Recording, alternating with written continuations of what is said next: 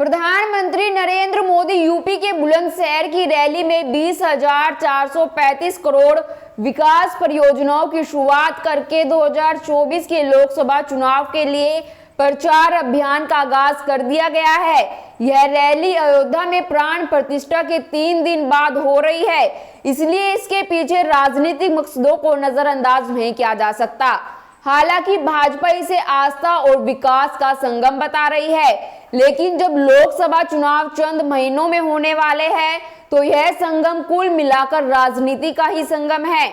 यह बात यूपी के प्रदेश भाजपा अध्यक्ष भूपेंद्र चौधरी ने अब जाहिर कर दी है कि 15 दिनों से इस रैली की तैयारी हो रही थी, लेकिन मीडिया को बुधवार को इसकी जानकारी दी गई। भाजपा के तमाम दावों और उम्मीदों के बावजूद इसका विश्लेषण जरूरी है कि आखिर अयोध्या के 3 दिन बाद ही रैली के लिए बुलंदशहर का चयन क्यों किया गया।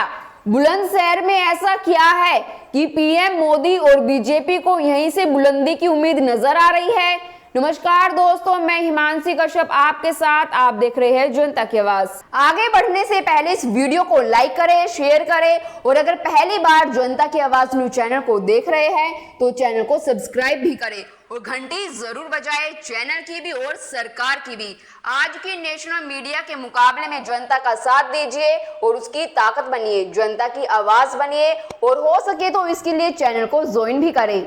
चौधरियों के बीच भाजपा का प्रभाव जमाने में पूर्व मुख्यमंत्री और लोध नेता कल्याण सिंह ने बुलंदशहर को अपना गढ़ बनाया। उन्होंने 1991 के बाद से लगातार चुनावों में लोकसभा सीट जीती। सिर्फ 2009 को छोड़कर जब समाजवादी पार्टी के कमलेश वाल्मीकि ने यहां से जीत हासिल की थी, यानी भाजपा के पैर यहां कल्याण सिंह की वजह से जमे। जब कल्याण सिंह यूपी के सीएम थे तो अयोध्या में बाबरी मस्जिद गिराई गई थी। इस तरह पीएम मोदी की बुलंदशहर रैली कल्याण सिंह को प्रतीकात्मक श्रद्धांजलि भी है। दोस्तों, बुलंदशहर राष्ट्रीय राजधानी दिल्ली के करीब है और यहाँ से निकला संदेश पश्चिमी यूपी के साथ ही केंद्र शासित प्रदेश दिल्ली और हरियाणा तक जाता है। पश्चिमी यूपी में लोकसभा की 14 सीटें हैं, दिल्ली में 7 और हरियाणा में 10। यानी पीएम मोदी की इस रैली के जरिए बीजेपी की रणनीति 31 लोकसभा सीटें साधने की है। दूसरी वजह यह भी है कि बीजेपी अपने लिए बुलंदशहर को लकी मानती है। बीजेपी ने 2014 के लोकसभा चुनाव के लिए गुजरात के तत्कालीन मुख्यमंत्री नरेंद्र मोदी को प्रधानमंत्री पद का उम्मीदवार घोषित किया था। अब आंकड़ों पर गौर फरमाएं तो 2022 के विधानसभा चुनाव में भाजपा ने बुलंदशहर की सभी 7 विधानसभा सीटों अनूपशहर, डिबाई, खुर्जा, बुलंदशहर सदर, सियाना, शिकारपुर और सिकंदराबाद पर जीत हासिल की थी। भाजपा ने 2019 में पश्चिमी उत्तर प्रदेश के इस हिस्से में 14 लोकसभा सीटों में से 8 पर जीत हासिल की थी। बाकी सीटें उस समय Samajwadi party, Bahujan Samaj party, SP, BSP गठबंधन ने जीती थी, लेकिन भाजपा को 8 सीटें जबरदस्त ध्रुवीकरण की वजह से मिली थी। मुजफ्फरनगर दंगे का मामला रह रहकर चुनाव में गर्मा उठता है। लेकिन दोस्तों, हालात लोकसभा चुनाव 2024 के लिए बदल गए हैं। सपा आरएलडी का गठबंधन पहले से ही बना हुआ है। उसकी पुष्टि हाल ही में अखिलेश और जयंत चौधरी ने फिर से कर दी है। कांग्रेस को भी इस गठबंधन में शामिल होना है, लेकिन बसपा इस बार सपा के साथ गठबंधन में नहीं है। हालांकि इस इलाके में बसपा रेस में कहीं दूर दूर तक नहीं है। मुकाबला भाजपा बनाम इंडिया गठबंधन में संभावित है। पीएम मोदी के पास यह रिपोर्ट जरूर होगी कि जाट उनकी पार्टी के बारे में अब क्या राय रखते हैं। इसलिए बुलंदशहर में जहां उन 8 सीटों पर कब्जा बरकरार रखने और विपक्ष के 6 सीटों को झटकने की लड़ाई है, लेकिन यह आसान नहीं है। विपक्ष किसी भी नजरिए से भाजपा के मुकाबले कमजोर नजर नहीं आ रहा। विपक्षी समाजवादी पार्टी और कांग्रेस का भी फोकस वेस्ट यूपी पर है। दोनों पार्टियां भाजपा को चुनौती देने के लिए मुसलमानों, जाटों और दलितों का समर्थन हासिल करने की कोशिश कर रही है। कांग्रेस की यूपी जोड़ो यात्रा ने सहारनपुर से शाहजहांपुर तक पश्चिमी क्षेत्र के अधिकांश जिलों को कवर किया।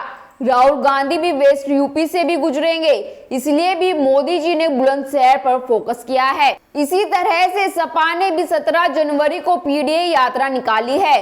पीडीए यात्रा शाहजहांपुर, बदायूं, मुरादाबाद, संभल, बिजनौर, हरिद्वार, सहारनपुर, शामली, मुजफ्फरनगर, मेरठ, गाजियाबाद सहित पश्चिमी यूपी के कई जिलों को कवर करेगी। कई जिलों में अखिलेश खुद इस पीडीए यात्रा का नेतृत्व करने वाले हैं। पश्चिमी यूपी की राजनीतिक लड़ाई इस रैली के बाद दिलचस्प होने वाली है। कांग्रेस और सपा तो यात्राओं के जरिए भीषण ठंड में गर्माहट लाने की कोशिश कर रहे हैं।